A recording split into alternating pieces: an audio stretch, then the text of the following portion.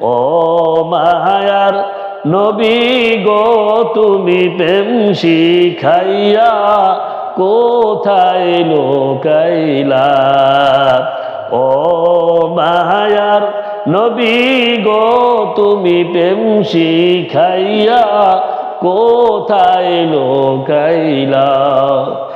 একবার তুমি দাও গো দেখা নবী, একবার তুমি দাও গো দেখা নবী, স্বপনে আসিয়া। ও মায়ার নবী গো তুমি প্রেম শিখাইয়া কোথায় লোকাইলা। ঠিক কিনা বলে? নবীজির শান মর্যাদা এত বড়, নবীজিকে কেউ ছোট চোখে দেখলে তাকে রিহাই হবে না। ঠিক কিনা বলেন? নবীজির শান হলো আকাশ জম্বি। তিনি হলেন দুই জাহানের বাদশা আহমদে মোস্তফা মুহাম্মদ মোস্তফা সাল্লাল্লাহু আলাইহি ওয়াসাল্লাম। দোস্তরে আমার, বন্ধুরে আমার, নবীজির শান মর্যাদা এত বড়, আল্লাহ পাক রব্বুল আলামিন তিনি তার রাসূলকে এত ভালোবাসেন, তিনি বলেছেন তিনি মিরাজে গিয়েছিলেন। ঠিক কিনা বলেন? তাকে প্রশ্ন করা হয়েছিল, দোস্ত আপনি যে আমার কাছে আসছেন কি নিয়ে আসছেন? দুনিয়ার ক্ষেত্রে কেউ যদি কোনো দোস্তর বাড়িতে যায়, দোস্ত না হয় মিষ্টি নিয়ে যায়, না হয় ফল ফলালি নিয়ে যায়। দোস্ত আপনি আমার কাছে সাক্ষাৎ করতে আসছেন, আপনি আমার জন্য কি নিয়ে আসছেন বলেন তো দেখি। যেরকম আল্লাহ সেই রকম কিন্তু রাসূল। ঠিক কিনা বলেন? আল্লাহ পাক রব্বুল আলামিন বলার সঙ্গে সঙ্গে রাসূল আমার বলতেছেন, আত্তাহিয়াতু লিল্লাহি ওয়াস সালাওয়াতু ওয়াত তাইয়্যিবাতু আসসালামু আলাইকা আইয়ুহান নাবিয়্যু ওয়া রাহমাতুল্লাহি ওয়া বারাকাতুহু। বলেন সুবহানাল্লাহ। হে আল্লাহ, আমি আপনার জন্য এনেছি আত্তাহিয়াতু। আল্লাহ পাক রব্বুল আলামিন মনে হয় বেজার হয়েছে। ঠিক কিনা বলেন? আল্লাহ পাক রব্বুল আলামিন খুশি হয়ে বলতেছে, ও আমার দোস্ত, আমি আল্লাহ পাক রব্বুল আলামিন তোমার উপর দরুদ শরীফ পাঠ করলেন। আল্লাহুম্মা সাল্লি আলা মুহাম্মাদি ওয়া আলা আলি মুহাম্মাদ কামা সাল্লাইতা আলা ইব্রাহিম ওয়া আলা আলি ইব্রাহিম। বলেন সুবহানাল্লাহ। তিনি দরুদ শরীফ পাঠ করলেন। হে আমার দোস্ত, আমি তো দরুদ শরীফ পাঠ করলাম, কিয়ামত পর্যন্ত আপনার উম্মতগুলো আপনার উপর দরুদ শরীফ পাঠ করবে। বলেন সুবহানাল্লাহ। দরুদ শরীফের মর্যাদা এত বড় দিয়েছে, বলেন তো দেখি দরুদ শরীফ ছাড়া আল্লাহর দরবারে দোয়া কবুল হয় না? আপনি যদি পিতা মাতার জন্য দোয়া করেন, দরুদ শরীফ পাঠ করতে হয়। বলেন ঠিক কিনা বলেন? আপনি যদি কবরের পাশে দোয়া দাঁড়াইয়া আত্মীয় স্বজনের জন্য দোয়ার মাগফিরাত করেন, তারপরে দরুদ শরীফ পড়তে হয়। ঠিক কিনা বলেন? আলহামদুলিল্লাহ, আলহামদুলিল্লাহি সালামুন আলা ইবাদিহিল্লাযীনা ইসতাফা।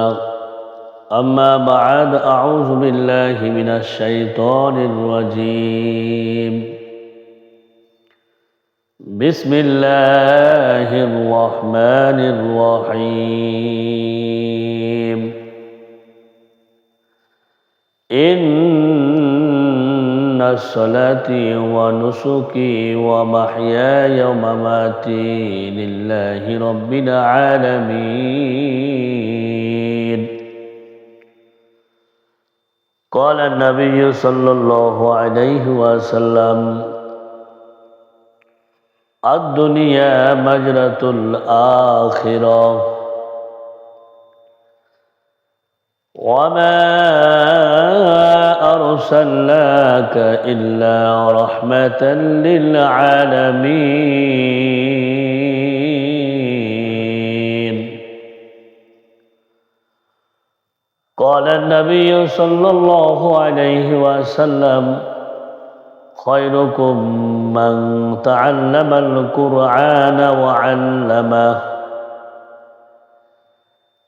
فريق في الجنة وفريق في السعير.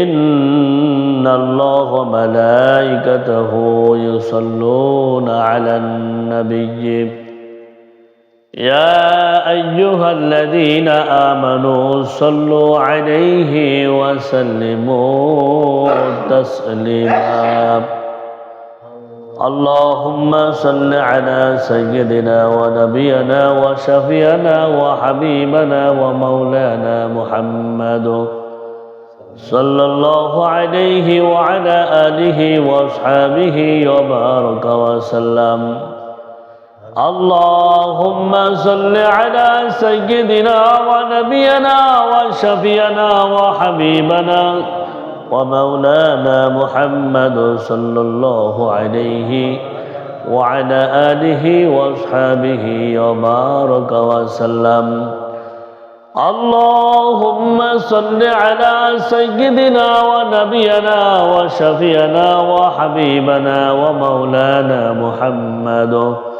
صلى الله عليه وعلى آله وأصحابه وبارك وسلم الحمد لله আল্লাহ তাআলার দরবারে লক্ষ কোটি শুকর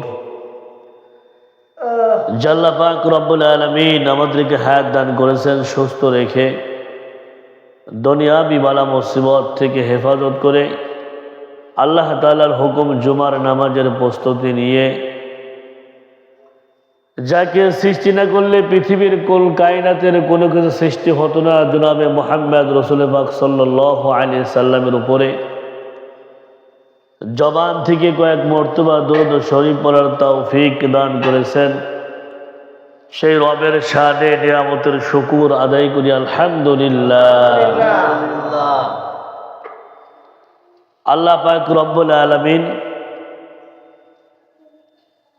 আল্লাহ পাক রব্বুল আলামিনের বান্দা যত আল্লাহর দরবারে নিয়ামতের শুকর আদায় করবে আল্লাহ পাক রব্বুল আলামিন বান্দাকে তত নিয়ামত বরকত দান করবে বলেন সুবহানাল্লাহ আল্লাহ তাআলার কাছে সবের কোনো ঘাটতি নেই মাওলার দরবারে যদি নিয়ামতের শুকর আদায় করে কিতাবের মধ্যে আসছে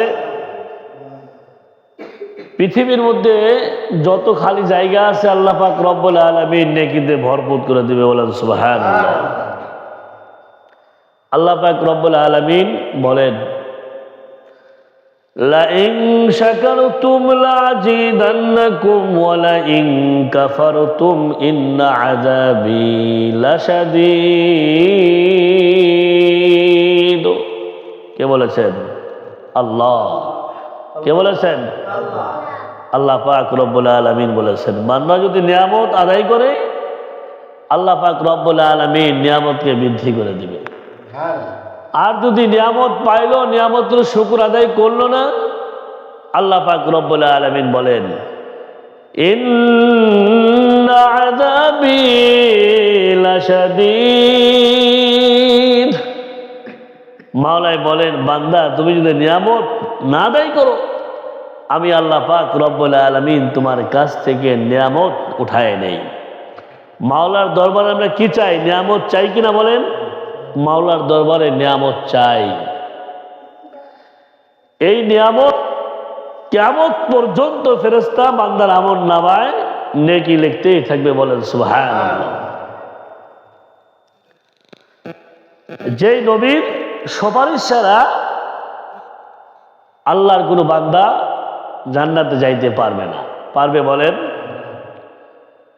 নবী আমার বলেছেন কেউ যদি দরুদ শরীফ আমি নবীর উপর পাঠ করে অসংখ্য দরুদ শরীফ যদি পাঠ করে আমি নবী তার সঙ্গে আমার উম্মতের সঙ্গে সাক্ষাৎ দেই আর আমার সঙ্গে যার সাক্ষাৎ হবে তার জন্য জান্নাত ওয়াজিব হয়ে যাবে বলেন সুবহানাল্লাহ নবী তিনি হলেন শ্রেষ্ঠ নবী নবীদের নবী নবীদের নবী দুই জাহানের নবী দুনিয়ার বাদশা ও আখিরাতের বাদশা ঠিক কিনা বলেন ওয়ামা আরসালনাকা ইল্লা রাহমাতাল লিল আলামিন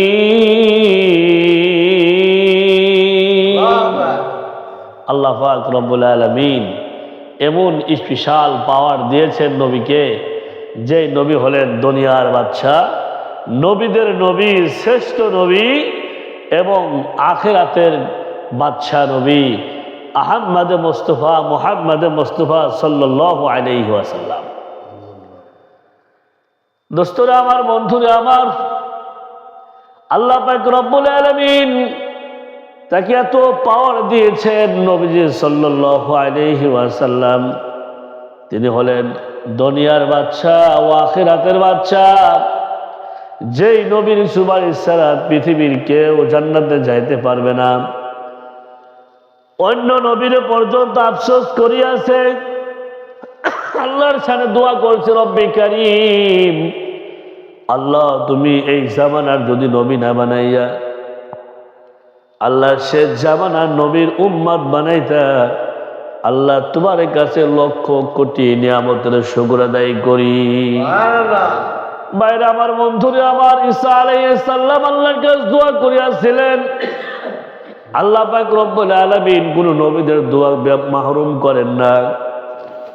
ঈসা নবী দোয়া করার সঙ্গে সঙ্গে আল্লাহ পাক রব্বুল আলামিন তাকে আসমানে উঠায় নিয়েছে। তিনি হলেন উম্মত হিসেবে এই দুনিয়ার মধ্যে আসবে। ঠিক কিনা বলেন? নবীজির শান মর্যাদা কত বড় আকাশচুম্বী। নবীর মোহাব্বত যার অন্তরে আছে সেই হলো শ্রেষ্ঠ। নবীর ভালোবাসা যার অন্তরের মধ্যে আছে সেই হলো নবীর শ্রেষ্ঠ উম্মত। দোস্তরে আমার, বন্ধুরে আমার, গত জুমাও কিন্তু বলেছিলাম নবীর শান মর্যাদা সম্পর্কে। ঠিক কিনা বলেন? নবীজি আমার সাল্লাল্লাহু আলাইহি ওয়াসাল্লাম তিনি যুদ্ধের ময়দানে দাঁত ভেঙে গিয়েছিল অস্কুরণী। নবীর শান মর্যাদার কারণে তিনি তার একটা দাঁত ভেঙে ফেলেছিল। যখন ইতিহাস মনে পড়লো, আমার নবীর কোন পাশের কোন সাইডের দাঁতটা পড়েছে আমি তো জানি না, তিনি এক এক করে অস্কুরীর সমস্ত দাঁতগুলো ভেঙে ফেললো। দোস্তরে আমার, বন্ধুরে আমার, এটা হলো নবীর শান মর্যাদা ভালোবাসা। না দেখিয়া তাকে এত মহব্বত করছেন যেন তার মুখের সমস্ত দাঁতগুলো ভেঙে ফেলছে। ঠিক কিনা বলেন? নবীকে এত ভালোবাসেন, এত মহব্বত করেন, ভালোবাসেন। আপনি আমার চেহারার মধ্যে কোনো ভালোবাসার লেশ নাই, দাড়িও নাই, মুছ নাই, কিন্তু মুসলমানের কিন্তু চিহ্ন কিন্তু পাওয়া যায় না। ঠিক কিনা বলেন? দোস্তরে আমার, বন্ধুরে আমার, দেখেন না মাঝে মধ্যে বছরের পর বছর মাঝে মধ্যে দুই একটা কুলাঙ্গ বের হয় কিনা বলেন?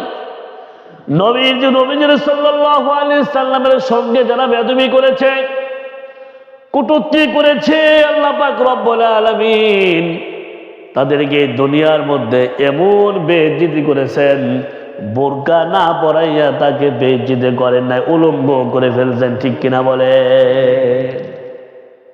দোস্তরে আমার, বন্ধুরে আমার, ঘটনা কিন্তু পিছে পড়ে গেল অস্কুরণী। তিনি দেখি নাই, শুধু শুনেছে যুদ্ধের ময়দানে নবীজির দাঁত মোবারক খতম হয়েছে একটা দাঁত ভাঙার কারণে। অস্কুরণী এক এক করে সমস্ত দাঁতগুলো ভেঙে ফেলে দিল। কি শান, কি মর্যাদা, কি ভালোবাসা! ঠিক কিনা বলেন? আমি আপনি মুখে ভালোবাসি, অন্তরে আর এক রকম হয়ে যায়। গত জুমায় বলেছিলাম নবীজি সাল্লাল্লাহু আলাইহি সাল্লাম এতিম, অসহায় জীবন যাপন করতেছিলেন খাদিজার বাড়িতে, বকরি চড়াইতো। ঠিক কিনা বলেন? খাদিজা রাদিয়াল্লাহু তাআলা আনহা যে আরবের বুকে এত বড় ধনী ব্যক্তি, এর চাইতে ধনী কোনো মহিলা কিন্তু ছিল না। এত পরিমাণ সম্পদের মালিক তিনি। রসুলকে বিবাহ করার কারণে তার সমস্ত সম্পদগুলো দিয়ে দিল। হে নবী, আল্লাহুম্মা লাব্বাইক ইয়া রাসূলুল্লাহ ইয়া হাবিবাল্লাহ, আমার সমস্ত সম্পদগুলো আপনাকে দিয়ে দিলাম। আমার একটা পর্ণের কাপড় পর্যন্ত লাগলে আপনি ইচ্ছা করলে দিতে পারেন, আবার নাও দিতে পারেন, এতে আমার কোনো আর্জি থাকবে না, কোনো কথা থাকবে না। দোস্তরা আমার, বন্ধুরা আমার, খাদিজা বলেছিলেন,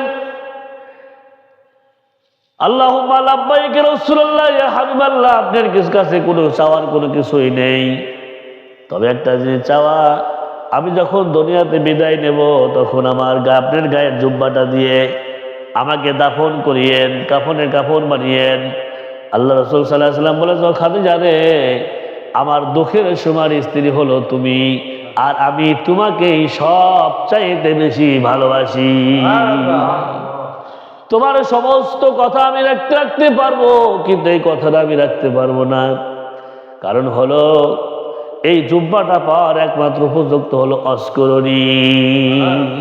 তার ভালোবাসা আর আমাদের ভালোবাসা এক, বলেন দোস্তরা আমার, বন্ধুরা আমার, এরকম ঘটনা দুই একটা নয়, কিতাবের মধ্যে আসছে।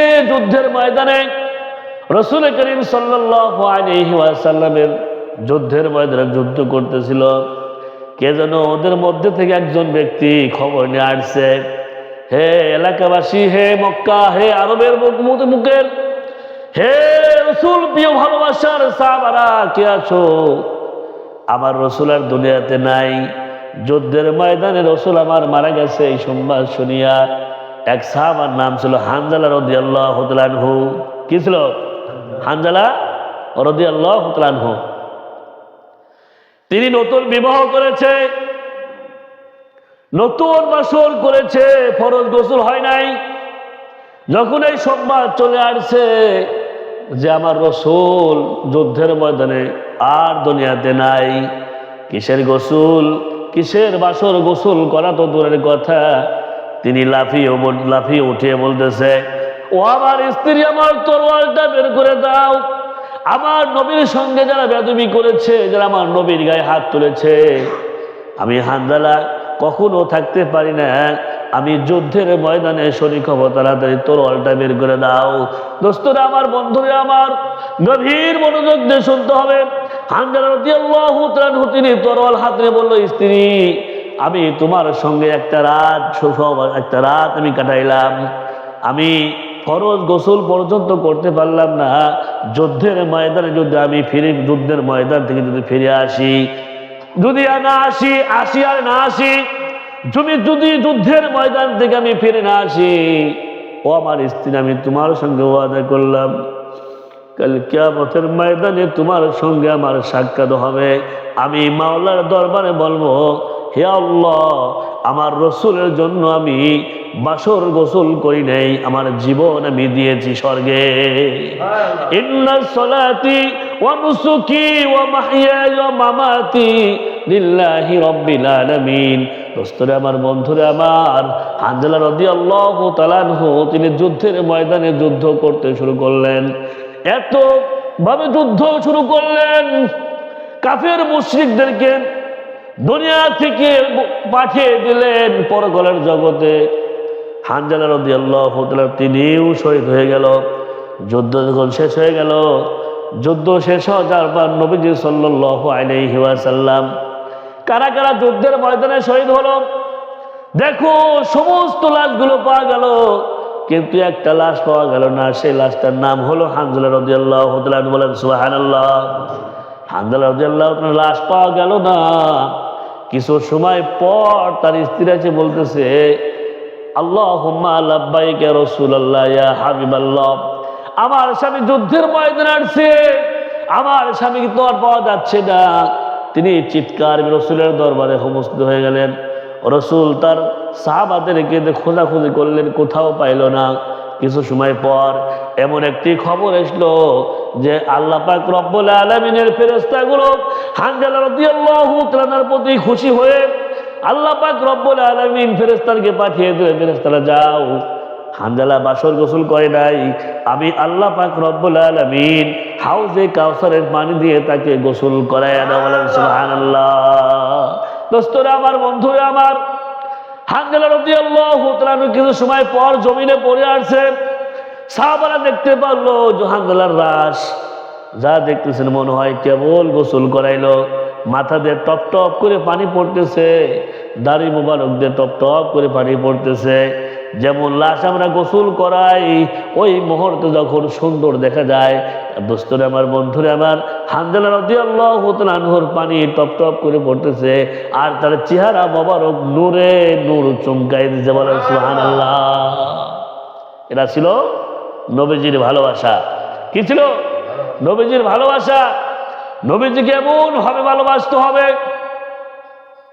জীবন চলে যাবে কিন্তু নবীজির প্রেম ছাড়বো না, নবীজির ভালোবাসা ছাড়বো না, ঠিক কিনা বলেন? ও মায়ার নবী গো, তুমি প্রেম শিখাইয়া কোথায় লুকাইলা? ও মায়ার নবী গো, তুমি প্রেম শিখাইয়া কোথায় লুকাইলা? একবার তুমি দাও গো দেখা নবী, একবার তুমি দাও গো দেখা নবী, স্বপনে আসিয়া। ও মায়ার নবী গো, তুমি প্রেম শিখাইয়া কোথায় লুকাইলা? ঠিক কিনা বলে? নবীজির শান মর্যাদা এত বড়, নবীজিকে কেউ ছোট চোখে দেখলে তাকে রিহাই হবে না, ঠিক কিনা বলেন? নবীজির শান হলো আকাশ জুম্বি। তিনি হলেন দুই জাহানের বাদশা, আহমদ মুস্তাফা, মুহাম্মদ মুস্তাফা সাল্লাল্লাহু আলাইহি ওয়াসাল্লাম। দোস্তরে আমার, বন্ধুরে আমার, নবীজির শান মর্যাদা এত বড়, আল্লাহ পাক রব্বুল আলামিন তিনি তার রাসূলকে এত ভালোবাসেন, তিনি বলেছেন তিনি মিরাজে গিয়েছিলেন, ঠিক কিনা বলেন? তাকে প্রশ্ন করা হয়েছিল, দোস্ত আপনি যে আমার কাছে আসছেন, কিনে আসছেন, দুনিয়ার ক্ষেত্রে কেউ যদি কোনো দোস্তর বাড়িতে যায়, দোস্ত না হয় মিষ্টি নিয়ে যায়, না হয় ফল ফলালি নিয়ে যায়, দোস্ত আপনি আমার কাছে সাক্ষাৎ করতে আসছেন, আপনি আমার জন্য কি নিয়ে আসছেন বলেন তো দেখি? যেরকম আল্লাহ সেই রকম কিন্তু রাসূল, ঠিক কিনা বলেন? আল্লাহ পাক রব্বুল আলামিন বলার সঙ্গে সঙ্গে রাসূল আমার বলতেছেন, আত-তাহিয়াতু লিল্লাহি ওয়াস-সালাওয়াতু ওয়াত-তাইয়্যিবাতু, আসসালামু আলাইকা আইয়ুহান নাবিয়্যু ওয়া রাহমাতুল্লাহি ওয়া বারাকাতুহু। বলেন সুবহানাল্লাহ। হে আল্লাহ, আমি আপনার জন্য এনেছি আত-তাহিয়াতু। আল্লাহ পাক রব্বুল আলামিন মনে হয় বেজার হয়েছে, ঠিক কিনা বলেন? আল্লাহ পাক রব্বুল আলামিন খুশি হয়ে বলতেছে, ও আমার দোস্ত, আমি আল্লাহ পাক রব্বুল আলামিন তোমার উপর দরুদ শরীফ পাঠ করলাম, আল্লাহুম্মা সাল্লি আলা মুহাম্মাদ ওয়া আলা আলি মুহাম্মাদ কামা সাল্লাইতা আলা ইব্রাহিম ওয়া আলা আলি ইব্রাহিম। বলেন সুবহানাল্লাহ। তিনি দরুদ শরীফ পাঠ করলেন। হে আমার দোস্ত, আমি তো দরুদ শরীফ পাঠ করলাম, কিয়ামত পর্যন্ত আপনার উম্মতগুলো আপনার উপর দরুদ শরীফ পাঠ করবে। বলেন সুবহানাল্লাহ। দরুদ শরীফের মর্যাদা এত বড় দিয়েছে, বলেন তো দেখি দরুদ শরীফ ছাড়া আল্লাহর দরবারে দোয়া কবুল হয়? হয় না। আপনি যদি পিতামাতার জন্য দোয়া করেন, দরুদ শরীফ পাঠ করতে হয়, বলেন ঠিক কিনা বলেন? আপনি যদি কবরের পাশে দোয়া দাঁড়াইয়া আত্মীয় স্বজনের জন্য দোয়ার মাগফিরাত করেন, তারপরে দরুদ শরীফ পড়তে হয়, ঠিক কিনা বলেন? আপনি যেইখানে যাবেন সেইখানে দরুদ শরীফ, নামাজের মধ্যে যাবেন দরুদ শরীফ, আপনি জানাজায় দাঁড়াবেন তাও কিন্তু দরুদ শরীফ, আছে কিনা বলেন? দোস্তরে আমার, বন্ধুরে আমার, যেই আল্লাহ পাক রব্বুল আলামিন তার দোস্তের উপর দরুদ শরীফ পাঠ করেছে, তাহলে আমি আপনি কেন দরুদ শরীফ পড়ি না? পড়তে হবে কিনা বলেন? দরুদ শরীফ বেশি বেশি পাঠ করতে হবে। কিতাবের মধ্যে আসছে যে যারা বেশি বেশি দরুদ শরীফ পাঠ করবে, ওটা নবীজি সাল্লাল্লাহু আলাইহি সাল্লাম তিনি তাকে জান্নাতের জন্য সুপারিশ করবে। বলেন সুবহানাল্লাহ। দোস্তরা আমার, বন্ধুরা আমার, দোয়া তো কিন্তু আমরা পাঠ করি অনেক ভাবে, ছোট্ট ছোট্ট দোয়া আছে, ঠিক কিনা বলেন? আর দরুদ শরীফ এমন একটি দোয়া, আল্লাহ পাক রব্বুল আলামিন তার মর্যাদা এত বড় দিয়েছে, কেউ যদি দরুদ শরীফ পাঠ করে একবার, আল্লাহ পাক রব্বুল আলামিন তার আমলনামা থেকে গুনাহ মাফ করে এবং নেক আমল তার আমলনামায় দান করে। বলেন সুবহানাল্লাহ। গুনাহ মাফ হয় আর সওয়াব হয়, ঠিক কিনা বলেন? তাহলে এই দরুদ শরীফের মর্যাদা কত বড় বলেন? যার উপর দরুদ শরীফ পাঠ করেছেন তার মর্যাদা কত বড়, তার মর্যাদা কত বড়। নবীজি সাল্লাল্লাহু আলাইহি ওয়াসাল্লাম, দোস্তরা আমার, বন্ধুরা আমার, কত কষ্ট করেছেন। আরে নবীজি যখন শিশু, বাপ নাই, শুধু মা আছে। আব্দুল মোতালেব বলতেছে, ও আমার বেটার বউ, তুমি তোমার সন্তানকে নিয়ে আমার ছেলে আব্দুল্লাহর কবর এখানে তুমি মাগফিরাতের জন্য যাও, আমার নাতিকে নিয়ে যাও। দোস্তরা আমার, বন্ধুরা আমার, এতিম নবী মা সঙ্গে করে নিয়ে গেছে, সাথে এক দাসী সঙ্গে করে নিয়ে যাওয়ার পর তিনি কবরের পাশে যখন দোয়া করতে শুরু করলো, ওইখানে একটা ঘটনা আছে। আরে ওই সময় ওই জামানার পণ্ডিত ছিল, ওই জামানার একজন পণ্ডিত ছিল, তিনি খেয়াল করতেছেন কিছু ছেলেপেলেরা খেলাধুলা করতেছে।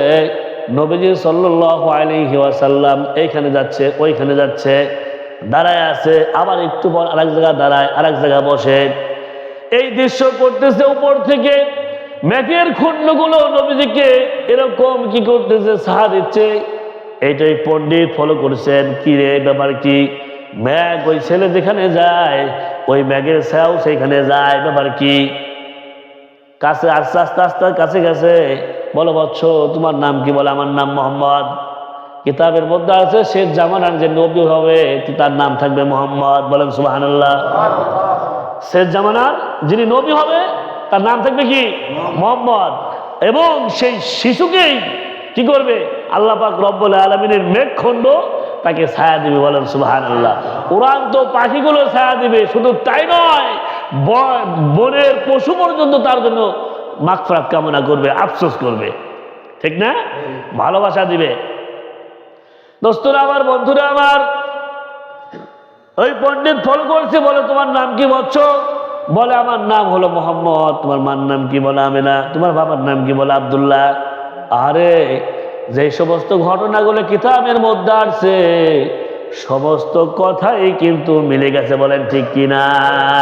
সে জামানার যে নবী হবে তার নাম থাকবে মোহাম্মদ, তার মার নাম থাকবে আমিনা, তার বাবার নাম থাকবে আব্দুল্লাহ, তার দাদার নাম থেকে আব্দুল মুতালেব। ঠিক কিনা বলেন? তিনি হবে এতিম। এতিম হয়ে কবরের পাশে দাঁড়াইয়া বাবার জন্য দোয়া করবে, রব্বির হামহুমা কামা রব্বায়ানি সগীরা। বলে তোমার মাকে ডাকো। বলে ওই যে আমার মা। বলে ডাকো। বলে যে যেই সন্তানকে আপনি নিয়ে আসছেন এই সন্তান তো সাধারণ সন্তান নয়, ইনি হলেন, এই সন্তান হলো বিশ্ব নবী, দুই জাহানের বাদশা নবী। বলেন না সুবহানাল্লাহ। একে তাড়াতাড়ি এইখান থেকে নিয়ে যান, কারণ এর শত্রু আছে। এর কি আছে? শত্রু আছে। দোস্তরা আমার, বন্ধুরা আমার, গভীর মনোযোগ সহকারে শুনতে হবে। নবীজি সাল্লাল্লাহু আলাইহি ওয়াসাল্লাম অল্প বয়সে বাবার জন্য মাগফিরাত কামনা করলো, দোয়া করলো কবরের পাশে দাঁড়াইয়া। মা আমেনা সন্তানকে সঙ্গে করে আসলো, রওনা হলো। পথের মধ্যে দুনিয়া থেকে বিদায় হয়ে গেল। নবীজি আমার সাল্লাল্লাহু আলাইহি ওয়াসাল্লাম এতিম হয়ে গেল। বলেন ঠিক কিনা? সেই নবী, বিশ্ব নবী, দুই জাহানের বাদশা নবী, উম্মতের কান্ডারি। বলেন ঠিক কিনা? শুধু নবীজি সাল্লাল্লাহু আলাইহি ওয়াসাল্লাম আমরাই মহব্বত করি, শুধু তাই নয়, নবীজি আমার সিজদায় পড়িয়া উম্মতি বলে কাঁদে, ইয়া উম্মতি, ইয়া উম্মতি, ইয়া হাবলি উম্মতি। বলেন ঠিক কিনা? রহমতে আলম নবী, সাইদুল আম্বিয়া নবী, আখেরি জামানা, পাপী তরাইতে বিজেন দিলেন রব্বানা, পাপী তরাইতে বিজেন দিলেন রব্বানা। রহমতে আলম নবী, সাইদুল আম্বিয়া নবী, আখেরি জামানা, পাপী তরাইতে বিজেন দিলেন রব্বানা। নবী বাদশাহ জাহান, উম্মতের চিন্তায় নবী থাকতেন পেরেশান। ঠিক কিনা বলেন? সিজদায় পড়ে কাঁদছে নবী, আল্লাহর কাছে কাঁদছে। বল দোস্ত মাথা উঠান, কি চান বলেন।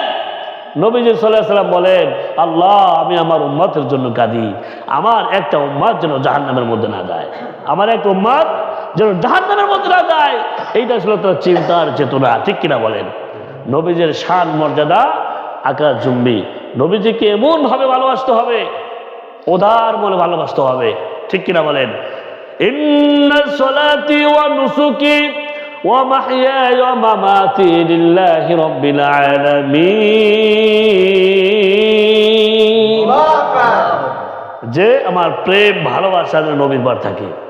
নবী হলেন, সাহাবারা জিজ্ঞাসা করেছিলেন, আল্লাহুম্মা লাব্বাইক ইয়া রাসূলুল্লাহ, আপনি উম্মতের জন্য এত চিন্তা চেতনা করেন, আপনি এত লক্ষ লক্ষ কোটি কোটি উম্মত, কাল কিয়ামতের ময়দানে আপনি কেমনে চিনবেন?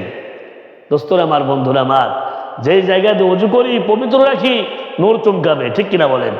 তিনি বলেছিলেন, আমি তো ভেবেছিলাম তুমি খুব জ্ঞানী, কিন্তু তোমাকে প্রশ্ন করি, কারো যদি লক্ষ লক্ষ ঘোড়া থাকে, একটা ঘোড়ার চিৎ কপালে থাকে, তাহলে এই ঘোড়াটা ওই দলের মধ্যে খুঁজে বের করা সহজ না কঠিন? তিনি বলেছিলেন সহজ। তাহলে তাই যদি হয়, আমার যারা উম্মত থাকবে, আমার যারা প্রেম ভালোবাসার উম্মত থাকবে, আমাকে যে ভালোবাসবে, আমি নবী তাকে এমনি চিনতে পারবো, তার অঙ্গ প্রত্যঙ্গ নূর চুমকাবে। বলেন সুবহানাল্লাহ।